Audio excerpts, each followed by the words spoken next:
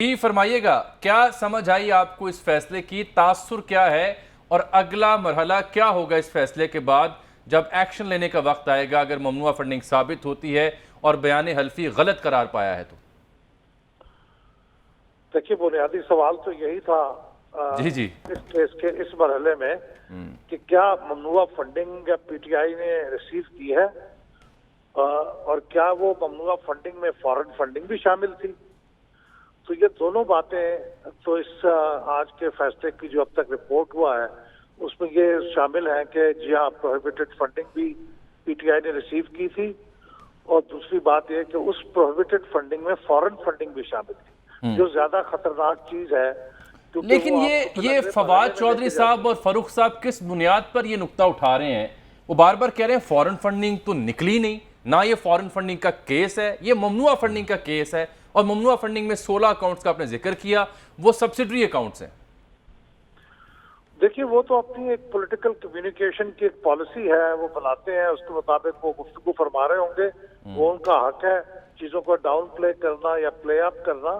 लेकिन जो फैसला बता रहा है वो तो बता रहा है कि इतनी फॉरेन कंपनीज है जिन्होंने फंड किया है, इतने फॉरेन नेशनल्स हैं जिन्होंने फंड किया है। तो इसका मतलब है फॉरेन फंडिंग ममनुआ फंडिंग का अंदर शामिल है।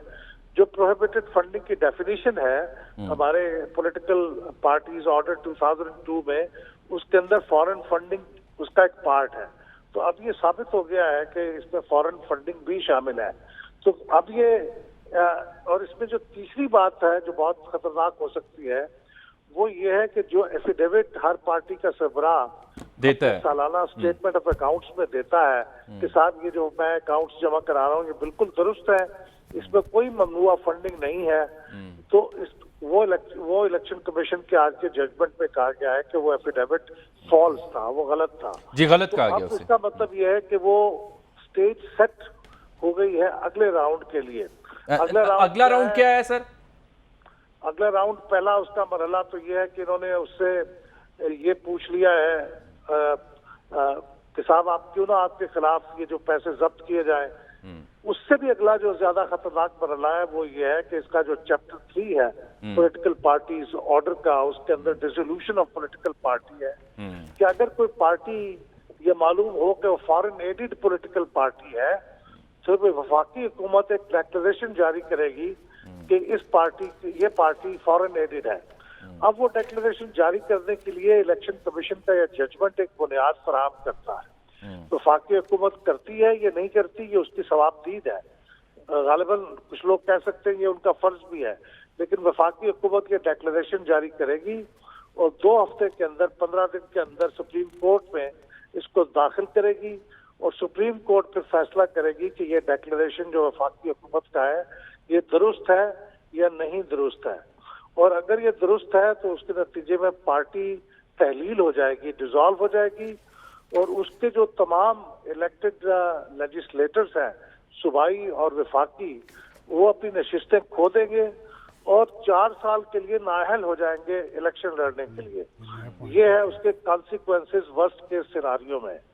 और अगर कोई दूसरा केस लेके जाता है कि साहब एफिडेविट फॉल्स है तो ये जो सरबराह है पार्टी के सादिक और अमीन नहीं रहे तो उसके कॉन्सिक्वेंसेस अलग होंगे। तो ये अब अगले मरहले हैं, उसमें देखिए बात कहाँ तक पहुँचती। डॉक्टर साहब, ये तो बड़े सीरियस कॉन्सिक्वेंसेस बता रहे हैं। नहीं, ठीक है, अहमद बिलाल महबूब साहब, मैंने भी आपसे यही बात कही है ना कि ये पहली स्टेज है जहाँ एक फैक्चुअल स्टेटमेंट आई है कि इरेगुलरिटीज़ की, वायलेशंस की। अब उसके बेसिस पे कुछ एक्शंस पॉसिबल हैं जिसके लिए कुछ कार्रवाई इलेक्शन कमीशन कर सकता है, कुछ कार्रवाई फेडरल हुकूमत कर सकती है। लेकिन ये एक नई, जो मेरी पॉइंट ये है कि एक नई सियासी जंग का आगाज़ है। ये इस तरह नहीं है कि केस उन्होंने ऑर्डर निकाला और वो सेटल हो गया, वो पार्टी बैन हो गई, इमरान खान को घर भेज दिया गया हमेशा के लिए। ये फाइट है जो कि अब आप देखिएगा सुप्रीम कोर्ट तक पहुंचेगी ये। और इस तरह जो हमारे यहाँ आगे जंगें, सियासी जंगें काफ़ी चल रही हैं, तो इंशाल्लाह अब ये अब क्योंकि फैसला सामने है उसके कुछ सफ़ात हैं, ज़ाहिर बात है हमें फिलबदी इस पर बात करनी पड़ेगी। सफ़ा 48 में लिखा है, पैरा 31 में, कि जो ऊपर डिस्कशन की गई है उससे ये साबित होता है कि चैरिटी जो है, नॉन प्रॉफिट एंटिटी है, or cannot collect or give political donations for political purposes within UK or overseas. Therefore, as per UK laws, PTI registered Pakistan Tehreek-e-Insaf is a public limited company and was not a charity. ٹھیک ہے، یہ ایک different چیز ہے نا.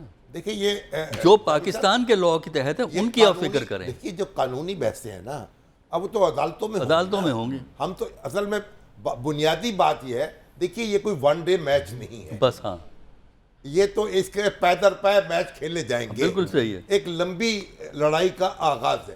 اس کو آپ ہمارے قوانین جو ہیں ان کا الجھاؤ بھی کہہ سکتے ہیں. بہرحال ایک یعنی آپ یہ نہیں کہہ سکتے کہ فیصلہ کن مرحلہ آ گیا ہے. یہ صفحہ 33 پہ الیکشن کمیشن لکھتا ہے کہ as mentioned above the British regulations on donations and fundraising for a foreign political party requires donor groups to register as non-profit institutions with non-paid staff. All the money collected has to reach the entity. It is raised through a legal bank account. These laws also require that donors get independently audited detailed of the expenses made from the money they donate. Pakistan Tehreek-e-Insaf continued its reluctance to share details and make full disclosure about the total funds raised. Banking details of PTI UK and means and methods of remittances and transfers made to PTI in Pakistan raises questions on the PTI's financial operations within UK and in Pakistan. In the absence of proper accounting records and sources of funds, the Commission is constrained to hold that PTI did not maintain the required financial transparency, which is mandatory under UK and Pakistani laws. درست ہے. اب دیکھنا ہوگا نا اب یہ اس کی نوعیت کیا ہے، اس کی مقدار کیا ہے، اس میں جو متعلقہ لوگ ہیں وہ کون ہیں. اگر تو آپ سمجھتے ہیں کہ $10,000 آ گئے یا 10,000 پاؤنڈ آ گئے یا 20,000 پاؤنڈ آ گئے، یعنی اور بہت بڑی رقم جو ہے اوورسیز پاکستانی کی طرف سے ہے، پھر اور مسئلہ ہوگا. اور اگر بہت بڑی رقم جو ہے یہ دوسری ہے غیر ملکی شہریوں کی طرف سے، پھر اور مسئلہ ہوگا. اور وہاں وائلیشن ہوئی ہے تو وہاں کیا ایکشن ہوگا. اور یہاں مطلب یہ اب قانونی معاملات ہیں جو عدالت میں طے ہوں گے یا پھر سیاسی جماعتیں آپس میں بیٹھ کے کچھ طے کر لیں. ایک صفحہ 49 پہ ایک اور دلچسپ معلومات ہے کہ $27,500 ٹرانسفر کیے مسٹر ناصر عزیز نے اور مس رومیتا شیٹی نے through their accounts being operated from Singapore سے اکاؤنٹ آپریٹ ہوتے ہیں. ان کو ایگزامن کیا گیا نادرا اور دیگر سورسز کے ذریعے. تو الیکشن کمیشن لکھتا ہے کہ یہ Romita Shetty US based business woman ہے انڈیا کی، اور ان دونوں نے جو جوائنٹ کنٹریبیوشن کی PTI کو وہ 13,750 رومیتا شیٹی اور ان کی ہے عزیز صاحب کی 27,500. تو یہ کہتے ہیں کہ یہ کیٹیگری ہے prohibited contribution under article 6(3) of PPO 2002 made by a foreign national. بہرحال بیورو چیف عدیل وڑائے صاحب ہمیں جوائن کر چکے ہیں. عدیل صاحب آج آپ سے رابطہ بہت مشکل ہو رہا ہے. ایک بار پھر آپ کو خوش آمدید دنیا نیوز میں.